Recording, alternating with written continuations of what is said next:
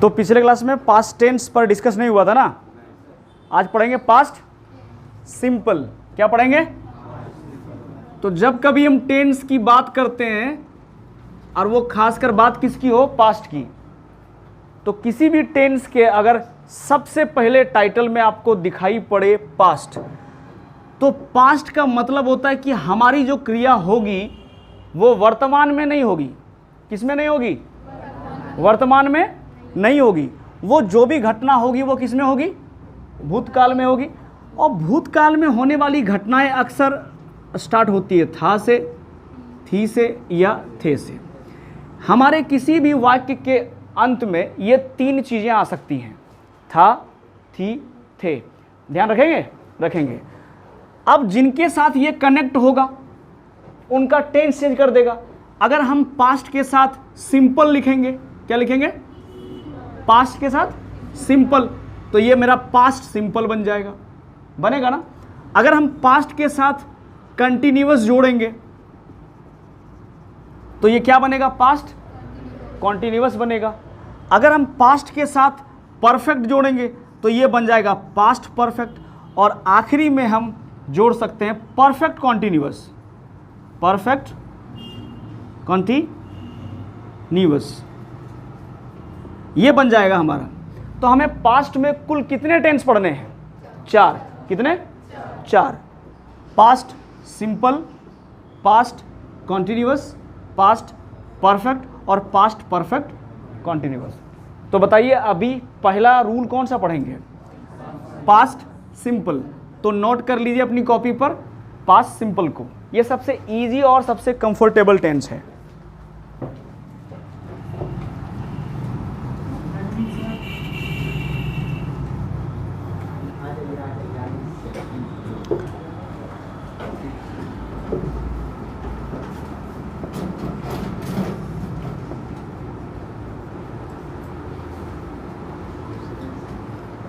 Ready?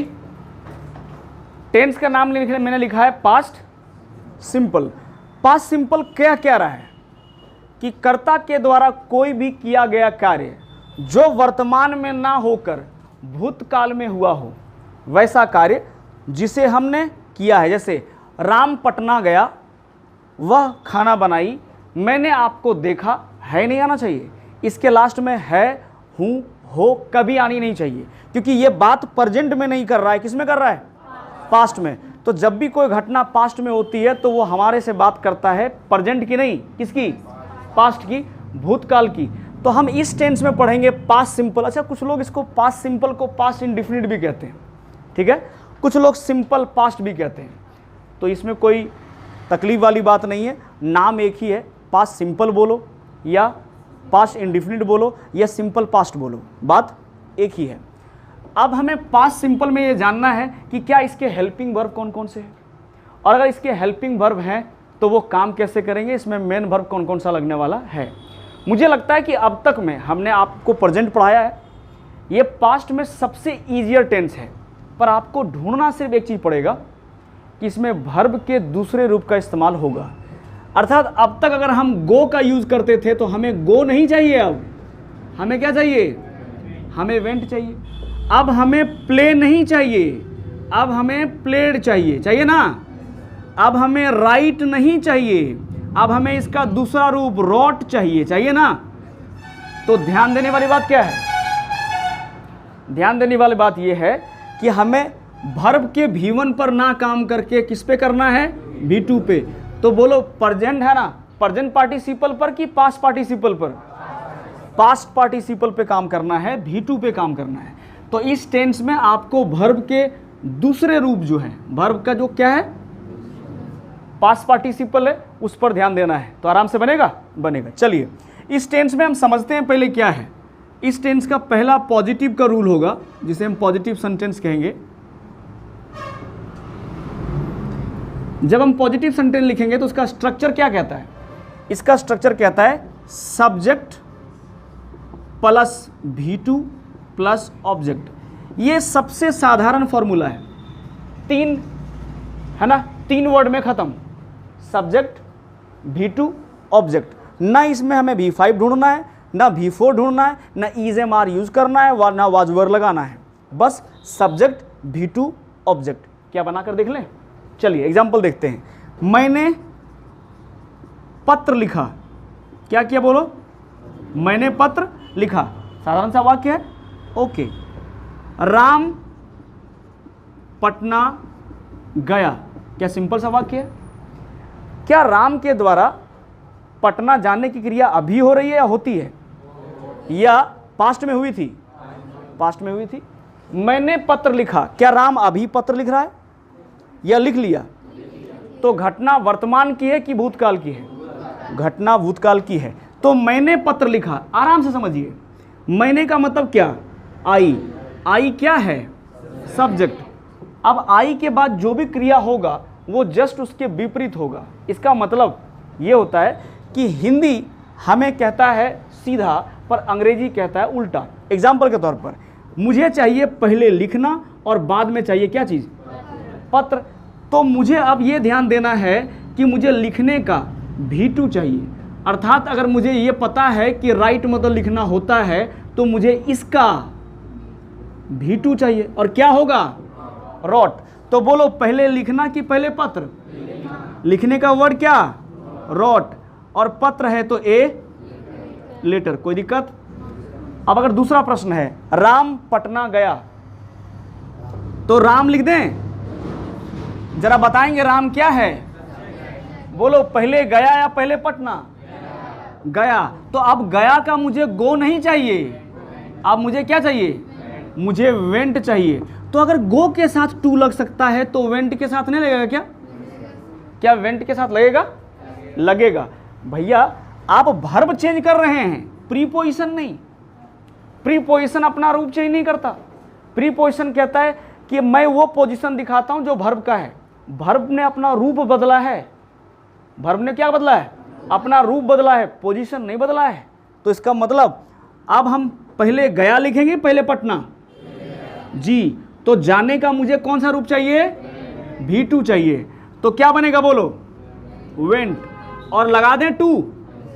अब कोई व्यक्ति पूछ सकता है टू क्यों लगाया?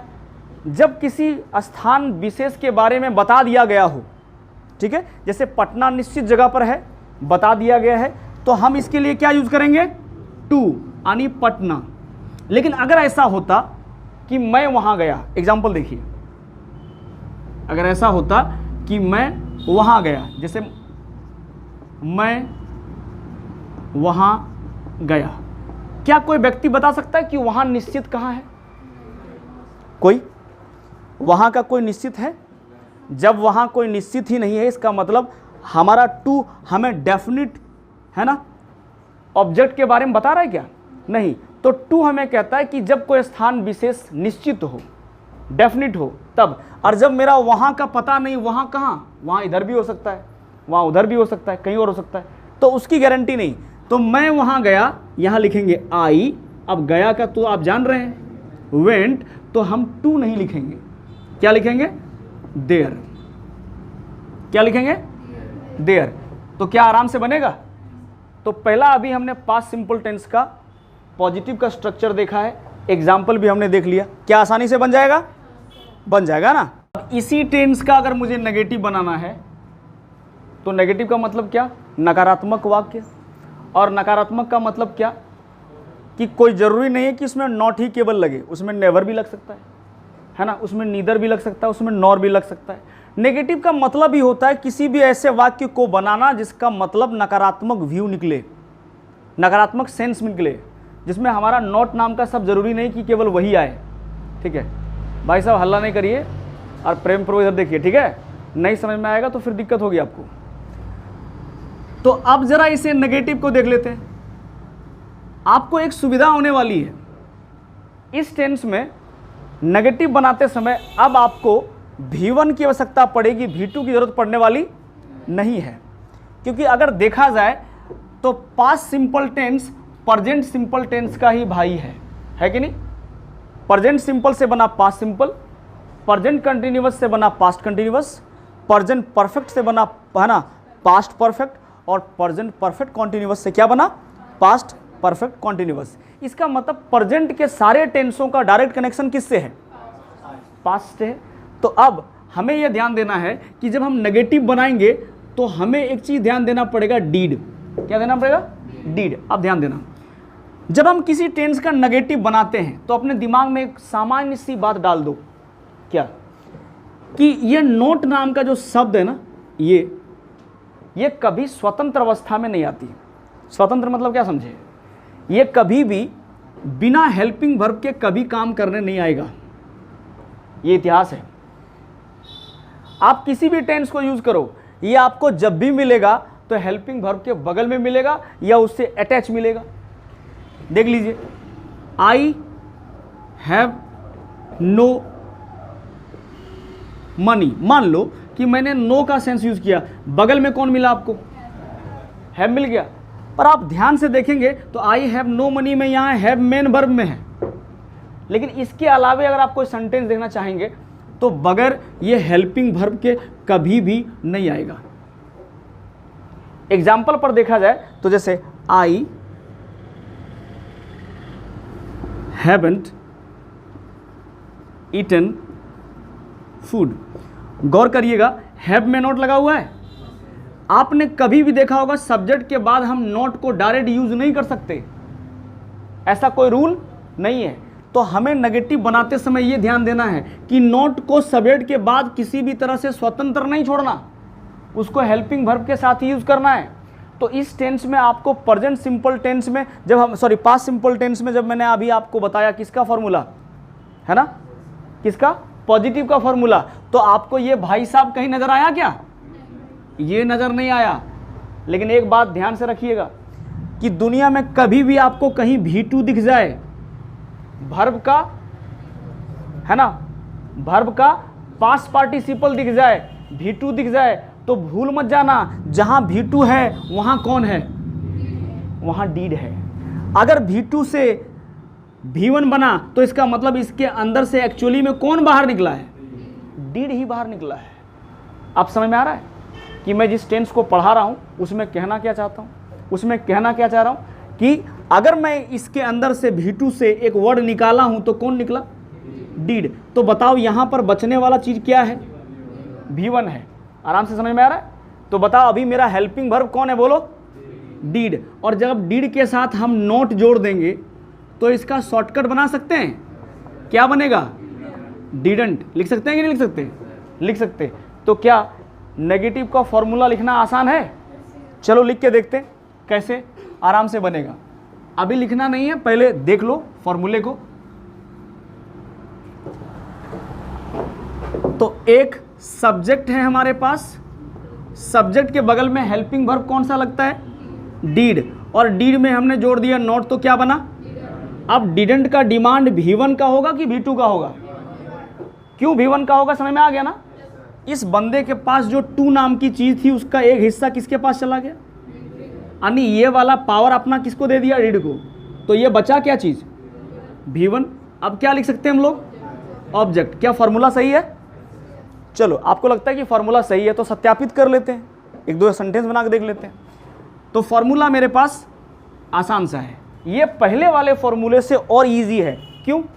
क्योंकि इसमें आपको रूट वर्ड है, इसमें आपको वो सेंटेंस ढूंढना है, वो वर्ड ढूंढना है जिसमें V1 है। और V1 में कुछ लगाना होता है क्या?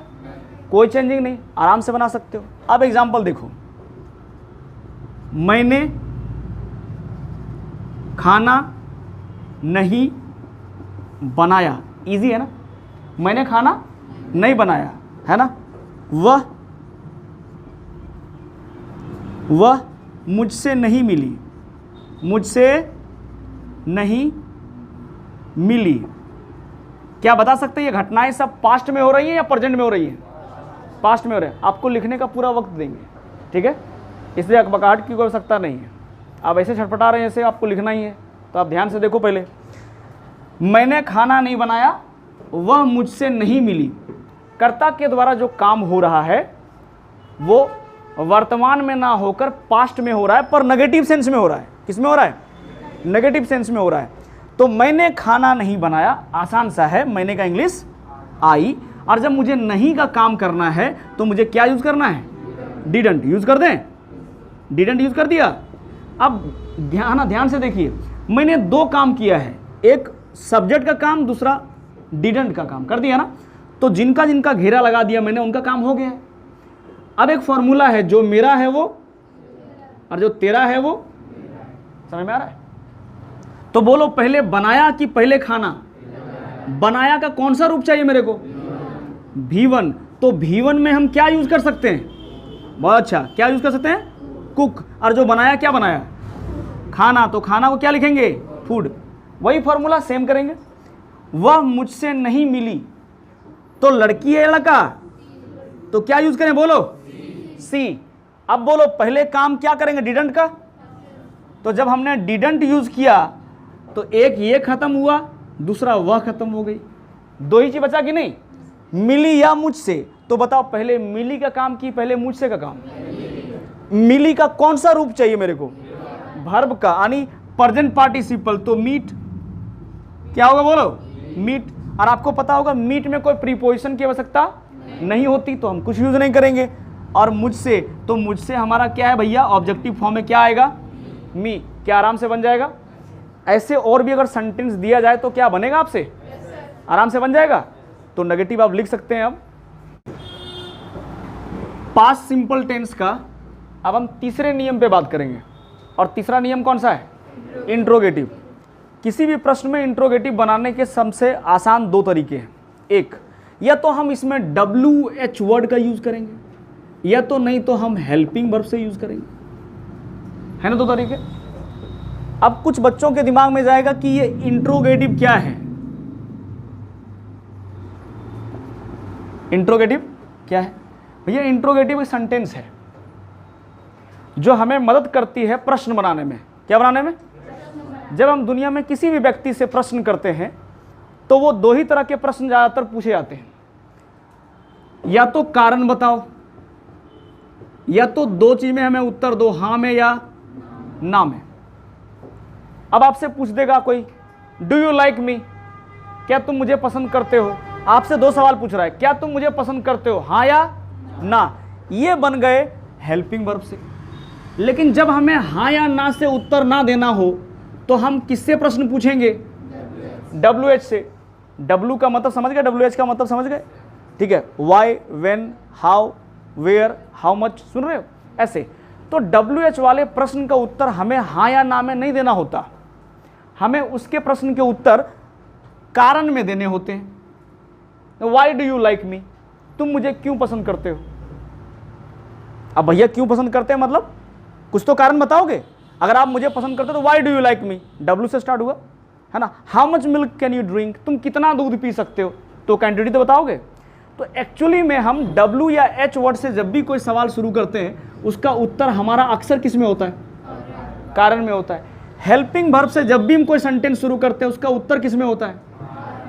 हाँ या ना में। तो बताइए फिलहाल अभी हम क्या WH वर्ड पढ़ने वाले हैं या हेल्पिंग वर्ब पढ़ने वाले हैं? हेल्पिंग वर्ब पढ़ने वाले हैं। आसान सा फॉर्मूला है और बहुत इजीली बन जाएगा। तो चलिए देखते हैं कि इंट्रोगेटिव को हम कैसे बनाएंगे। तो इंट्रोगेटिव सेंटेंस, इंट्रोगेटिव कहता क्या है कि कर्ता के द्वारा अपने सामने या किसी गैर व्यक्ति विशेष से जब हम सवाल करते हैं तो हमारे सवाल दो श्रेणियों में ऑटोमेटिक बढ़ जाते हैं। या वो हमसे हाँ या ना पूछता है, या वो हमसे कारण पूछता है। ये डिपेंड करता है कि वो व्यक्ति आपसे सवाल कैसे पूछ रहा है, राइट? तो अभी तक हमने जो भी क्रियाकलाप किया है वो सारा कुछ सब्जेक्ट के अंदर किया है ना? जो भी घटनाएं हुई किसके अंदर हुई? सब्जेक्ट के अंदर हुई। अब जो हमें काम करना है वो सब्जेक्ट के अंदर नहीं करना है, सब्जेक्ट के जस्ट बाहर करना है। तो बताओ इस टेंस का हेल्पिंग वर्ब कौन सा है? इस टेंस का हेल्पिंग वर्ब का नाम डीड है। क्या नाम भाई? डीड। अब सबको पता है कि डीड सिंगुलर के लिए भी काम करेगा और प्लूरल के लिए भी काम करेगा ना? क्योंकि एक्चुअली में देखा जाए तो डीड बना किससे है? ये भाई साहब बनने वाला है डू से और किससे? डज से। तो अगर कोई व्यक्ति पूछे आपसे या कोई प्रश्न करे कि बताओ डीड को बनाने में किसका योगदान है, तो डू का भी है और डज का भी है। अब सबको पता है डज सिंगुलर फॉर्म के लिए होता है और सबको पता है डू प्लूरल फॉर्म के लिए होता है। अब अगर दोनों का गुण डीड में हो तो बोलो ये सिंगुलर और प्लूरल दोनों के लिए काम करेगा नहीं करेगा? करेगा ना। तो चलो आसानी से इसका फॉर्मूला लिखते हैं, ठीक है। फॉर्मूला क्या कहता है कि हमारे पास एक वर्ड है, इसका नाम क्या है? डीड। डीड के बाद क्या आएगा? सब्जेक्ट के बाद किसका डिमांड? V1 क्या कहता है? ऑब्जेक्ट के बगल में क्या चाहिए? अब भैया इंट्रोगेटिव है तो प्रश्नवाचक तो चिन्ह आएगा ही जाएगा, है ना। पंक्चुएशन का तो हम यूज करेंगे। Did plus subject plus V1 plus object plus question mark, right. पर ध्यान देना, हम सवाल डीड से बना रहे हैं, हम सवाल हेल्पिंग वर्ब से बना रहे हैं, और हेल्पिंग वर्ब अक्सर जब किसी अंग्रेजी सेंटेंस में लगता है तो उसके हिंदी सेंटेंस की क्रिया शुरू होती है क्या से? किससे शुरू होती है? क्या से। अब तुम किसी टेंस के बना रहे हो उससे कोई मायने नहीं रखता है। आप जिस टेंस के बना रहे हो, जिस टेंस में, भैया उसका हिंदी का क्रिया ना सेंटेंस किससे शुरू होगा? क्या से। अंग्रेजी की वाक्य किससे शुरू होगी? हेल्पिंग वर्ब से। लेकिन कौन सा हेल्पिंग वर्ब से? जो टेंस बना रहे हो उसके हेल्पिंग वर्ब से। ऐसा नहीं कि प्रेजेंट कंटिन्यूअस बना रहे हो तो पास्ट कंटिन्यूअस का हेल्पिंग वर्ब यूज कर दोगे, नहीं। अब देखो हमने पास्ट सिंपल पढ़ रहे हैं तो पास्ट सिंपल टेंस का हेल्पिंग वर्ब कौन है? डीड है। तो बोलो हमने क्या लिखा है पहले? इसका मतलब मेरे फॉर्मूले के अनुसार डीड के पास क्या चीज का पावर है? क्या का पावर। और जिस सेंटेंस में क्या लगेगा उसमें ऑटोमेटिक क्वेश्चन मार्क आएगा कि नहीं आएगा? आएगा। परंतु क्या सेंटेंस के पहले आना चाहिए, बीच में नहीं। तो चलो प्रश्न देख लेते हैं, एक दो क्वेश्चन बना के देखते हैं कि इससे कैसे प्रश्न बनेगा। अब ध्यान देने वाली बात क्या है कि हमारा सेंटेंस शुरू होना चाहिए किससे? हिंदी में क्या से? क्या मैंने किताब खरीदा? किताब खरीदा। अब ये पास्ट की बात है, क्या मैंने किताब खरीदा। अब ये तुम ही जानता होगा कि किताब खरीदा या नहीं खरीदा। प्रश्न देखिए, एक और देख लीजिए, क्या वह मुझसे मिली? अब वो लड़की अगर आपसे मिली तो क्या बोलेगी, हाँ या ना। जरा इन दोनों प्रश्नों को देखिए, क्या इन दोनों प्रश्नों में कहीं भी आपको लगा कि यह WH वर्ड से पूछा गया है? लगा क्या? कहीं भी आपको कारण पूछ रहा है? ये कहीं भी आपको कारण नहीं पूछ रहा है। तो क्या मैंने किताब खरीदा, सुनाई पड़ रहा? क्या बोला? क्या मैंने किताब खरीदा। क्या वह मुझसे मिली? प्रश्न ठीक है, गुड। तो पहले प्रश्न को बनाने का प्रयास करते हैं। भैया क्या अगर आ रहा है तो इसके लिए हम क्या यूज करेंगे? डीड। बहुत बढ़िया। अब डीड के बाद सब्जेक्ट हमारा क्या है? मैंने। क्या लिखेंगे? आई। यहां तक काम हो गया ना। अब बताओ पहले खरीदा पहले होगा कि है ना किताब पहले होगा? क्योंकि भाना हिंदी में क्रिया सीधे सीधे लिखा जाता है ना। हिंदी में जो सेंटेंस लिखाता है वो सीधा लिखाता है, पर अंग्रेजी में जस्ट उसके विपरीत काम करता है। हमें वर्ब पहले चाहिए, ऑब्जेक्ट बाद में चाहिए, पर हिंदी में ऑब्जेक्ट पहले चाहिए, वर्ब बाद में चाहिए। तो खरीदने का अंग्रेजी क्या होगा? बाय। और बोला बुक तो क्या लिखेंगे? आ बुक। लास्ट में क्वेश्चन मार्क आनी चाहिए, आनी चाहिए। फिर बोला वह ना, क्या वह मुझसे मिली? तो जरा बताओ, क्या वह मुझसे मिली जब वाक्य पढ़ा तो इसमें सब्जेक्ट हमारा ही है या सी है? सी है ना, गुड। तो बताओ हम बाहर क्या निकालें? डीड जब मैंने लिखा तो किसका काम हुआ? क्या का। अब क्या लिख सकते हैं? सी। अब बताओ मिली पहले या मुझसे पहले? तो मिली का V1 चाहिए ना, क्या आएगा? और किससे मिली? मुझसे मिली। तो ऑब्जेक्टिव केस मी है कि नहीं? अंत में प्रश्नवाचक लग जाएगा तो क्या इंट्रोगेटिव बनेगा? पर ये इंट्रोगेटिव किससे बना है? हेल्पिंग वर्ब से। किससे बना है भाई? हेल्पिंग वर्ब से। अब लिख सकते हो कि नहीं? चलो इसे लिख लीजिए आप लोग। तो जिस रूल को पढ़ेंगे वो है नेगेटिव प्लस इंट्रोगेटिव। अभी ये दोनों रूल को हम लोगों ने अलग अलग पढ़ा है ना। पहले हमें नेगेटिव की जानकारी हमने ली है, फिर इंट्रोगेटिव की ली है। इन दोनों को अगर हम अटैच कर दें तो इसे हिंदी में कहेंगे नकारात्मक प्रश्नवाचक। क्या कहेंगे? नकारात्मक प्रश्नवाचक। अब ये नकारात्मक प्रश्नवाचक क्या होता है? एक प्रश्न तो साधारणतः बिना नोट लगाए भी हम पूछ सकते हैं। अब एक ऐसा प्रश्न है जिसमें हम नोट लगाकर भी पूछते हैं, है ना। क्या आपने खाना नहीं खाया? क्या वह दिल्ली नहीं गई? क्या तुमने किताब नहीं पढ़ा, क्या राम मुझसे नहीं मिला, क्या मैंने आपको नहीं देखा। ऐसे कुछ क्रियात्मक वाक्य हैं, है ना, जिनमें हम नकारात्मक प्रश्नों से, है ना, नकारात्मक प्रश्नों से सेंटेंस बना सकते हैं। तो आइए जरा सा देखते हैं कि नेगेटिव सेंटेंस या इंट्रोगेटिव दोनों को जोड़ दिया जाए तो ऐसे कैसे सेंटेंस बना सकते हैं। इसे बनाने के दो फॉर्मूले हैं। फॉर्मूला नंबर 1 ये है कि आप पहले हेल्पिंग वर्ब डीड को यूज कर दो, फिर सब्जेक्ट लिखो और फिर नोट लगाओ। सुनाई पड़ रहा है? यानी हम इन दोनों को अलग अलग कर दें। पर अभी ये कहता है कि आप अगर इसको और भी आसान तरीके से समझना चाहें तो एक तरीका और भी है। क्या? कि ये डीड और नोट को जो हमने अलग अलग रख दिया है, इसके बीच में किसी विशेष व्यक्ति को हमने रख दिया है, इसे रखने की आवश्यकता नहीं है। इसे हम एक बार में ही सॉर्ट आउट कर सकते हैं। तो इसे सॉर्ट आउट करने के लिए क्या करना चाहिए? इसे सॉर्ट आउट करने के लिए अगर हम डीड और नॉट को एक साथ मिला दें तो क्या बनेगा? बोलो क्या बनेगा? डिडंट बनेगा कि नहीं बनेगा?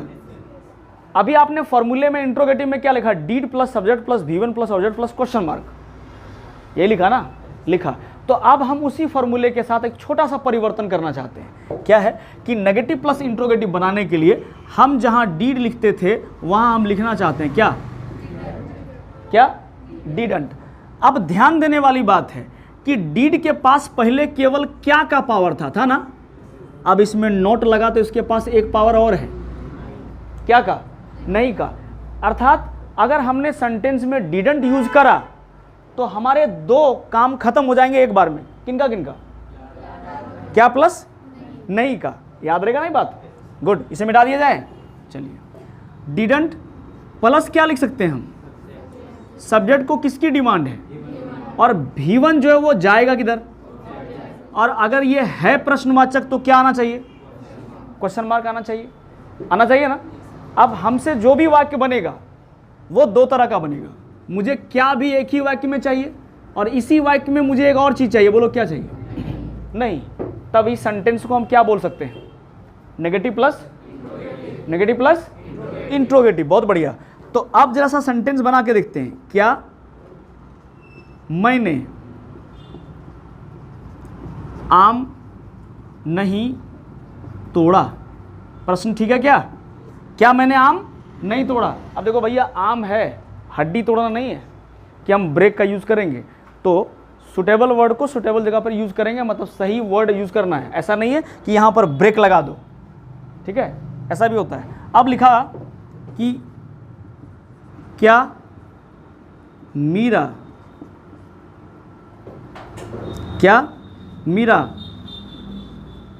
क्रिकेट नहीं खेली? जरा इन दोनों प्रश्नों में देखिए, हमें वो दोनों आदमी मिल रहा है क्या? दोनों आदमी मिल रहा है ना? मतलब हमें क्या भी चाहिए और नहीं भी चाहिए, मिल रहा है। अब इसके अलग अलग दूर दूर में खड़ा होने से मतलब नहीं है। मुझे एक ही वाक्य में ये दोनों चाहिए, मिल गया मुझे। तो सॉल्यूशन निकालते हैं। क्या और नहीं का सॉल्यूशन अगर एक बार में खत्म करना है तो किसको लगाओ? डिडंट लगाओ। क्या दोनों खत्म हुए? क्या लिखा हुआ है? मैंने है क्या चीज एक्चुअली में? क्या लिखा जाए? अब बताओ, तोड़ा और आम दोनों अलग अलग है। तो पहले तोड़ा कि पहले आम? तो तोड़ा आम है या फल है या सब्जी है, तो हम उसके लिए किसका इस्तेमाल करेंगे? प्लक। किसके लिए इस्तेमाल करेंगे? प्लक। तो लिखेंगे PLUCK, pluck. Didn't I pluck. और क्या तोड़ा? मैंगो।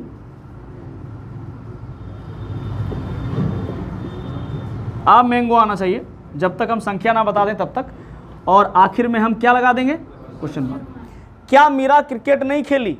ये भी सेम वाक्य की अलग है? सेम वाक्य है। क्या मीरा क्रिकेट नहीं खेली? तो क्या और नहीं का सॉल्यूशन एक बार में कहां से निकाल दें? हमने डिडंट लगा दिया, ठीक है। अब बोलो, अब किसकी बारी? मीरा की, ठीक है ना? मीरा बोलो, पहले खेली या पहले क्रिकेट? तो खेलने का मुझे V1 चाहिए, बता दो। प्ले। अब जो खेली वो कौन सा खेल है? क्रिकेट। लास्ट में आप क्वेश्चन मार्क लगा सकती। तो इस टेंस में हमने WH वर्ड छोड़कर इंट्रोगेटिव प्लस नेगेटिव के भी फॉर्मूले बना दिए। तो ये tense past simple tense, complete रूप से हमने इसके चारों फॉर्मूले देख लिए। कौन कौन से? Positive, negative, interrogative, negative plus interrogative. किसी को कोई दिक्कत? यहाँ तक में कोई कंफ्यूजन? अगर कोई क्वेरीज है तो आप कर सकते हैं। ठीक है, चलिए इसे लिखिए।